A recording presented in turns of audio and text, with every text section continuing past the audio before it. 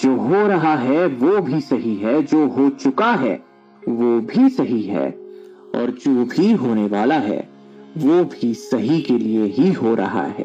कम शब्द में सटीक अर्थ के साथ कि आपका भूतकाल, वर्तमान और भविष्य काल इसी विचारधारा पर स्थित है कि जो होता है अच्छे के लिए होता है। मैं आशा करता हूं कि ये वाक्य आपको समझ आया होगा। ये इस बिंदु पर उजाला डाल रहा है कि आपका कर्म कभी नहीं रुकना चाहिए, भले ही परिणाम कैसा भी हो, सफलता असफलता जो भी, रुकना नहीं है। उसके लिए पछतावा नहीं होना चाहिए।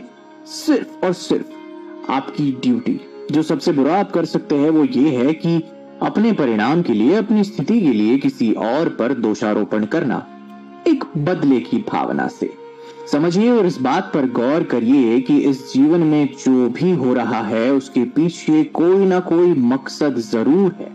एक बड़ी शक्ति का हाथ है उसके पीछे, और आपको इंसानी जीवन का महत्व समझाने के लिए। इस संसार में कई जीव जंतु है, कई पशु है, कई मानव है, कई निर्जीव वस्तुएं हैं, लेकिन कोई भी उनकी किस्मत नहीं बदल सकता। जिसके जीवन में जो होना लिखा है वो होके रहेगा। नसीब अपना अपना, अंग्रेजी में इस शब्द को कहा जाता है destiny. If it's meant to be it will be. अगर उसे होना है तो वो होके रहेगा। तो कृपया करके मैं आपसे ये विनती करना चाहूंगा कि अपने सफर पर आपने आज तक जितना भी तय किया है, खुद पर गौरव करें, खुद से प्रसन्न रहे, और छोटी मोटी असफलताओं को और जीवन की इस धुन पर नाचे ऐसा कि आपके चेहरे पर खुशी हो, ना ही नाराजगी और ना दुख।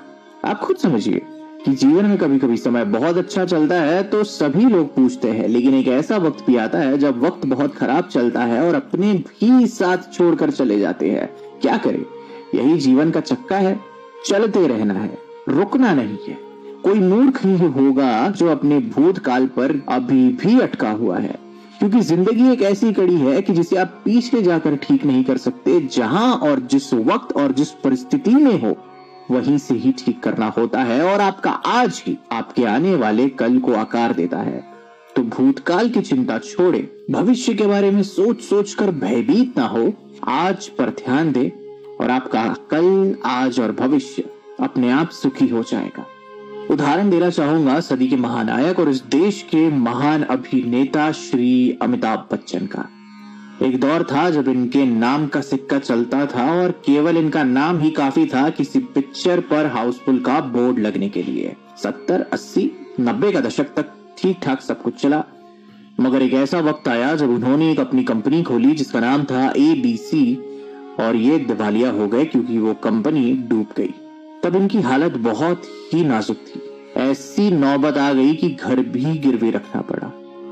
तब क्या इन्होंने ये सोचा कि मैं तो इतना बड़ा सुपरस्टार रहा हूं, मेरी ये हालत कैसी हो गई?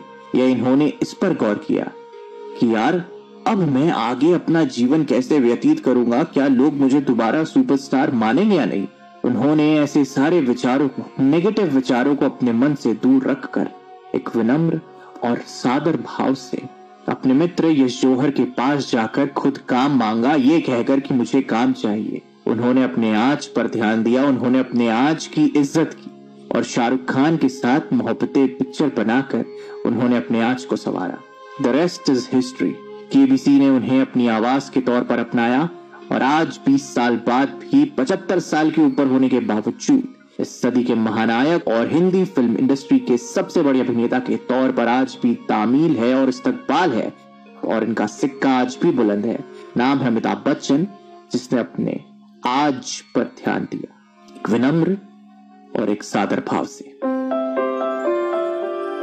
इस संसार का यही नियम है कि परिवर्तन ही इस संसार का नियम है।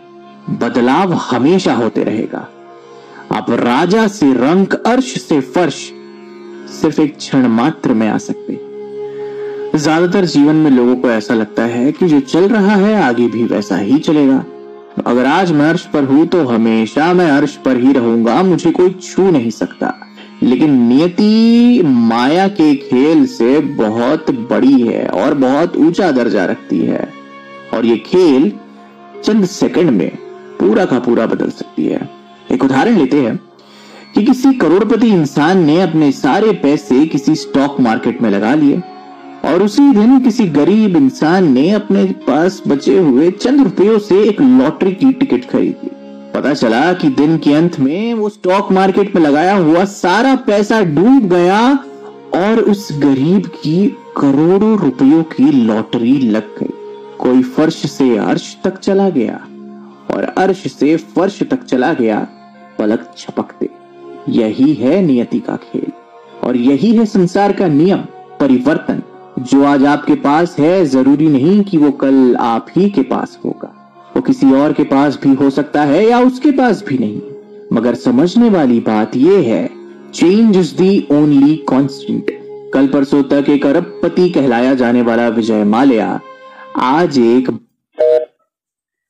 बस यही है जीवन। हमारी धरती मां भी सूरज के इर्द गिर्द चक्कर काटती है, एक सेकंड के लिए भी कहीं नहीं ठहरती, हमेशा घूमती रहती है, हमेशा अपना स्थान बदलती रहती है। तो जब इतने बड़े भूमंडल में इतनी बड़ी पृथ्वी जब हर सेकंड हर क्षण बदलाव से गुजर रही है तो हम कौन है भला? जिस तरह पतझड़ के बाद सावन आता है तब तो भीनी खुशबू के साथ वर्षा आती है, उसी तरह जीवन में भी ये बदलाव का चक्का हमेशा अपना असर दिखाता रहता है। इसलिए कभी भी किसी चीज पर घमंड नहीं करना चाहिए और घमंड एक ऐसा बचकानापन है जो आपके भरोसे की नींव को हिलाकर रख सकता है अगर आपने बदलाव को अपनाना नहीं सीखा। और जब आप बदलाव को जिस तरीके से वो है उस तरीके से अपनाने लगते हैं, उस वक्त और उस क्षण से आप एक ऐसे इंसान बन जाते हैं जो जीवन की किसी भी प्रकार की परिस्थिति तकलीफ को किसी भी तरीके से झेलने के काबिल बन जाते हैं। एक फौलाद रूपी दिमाग स्वरूप। ये आपको और आपके मन को शांत रखता है और सही फैसले लेने में आपकी मदद करता है।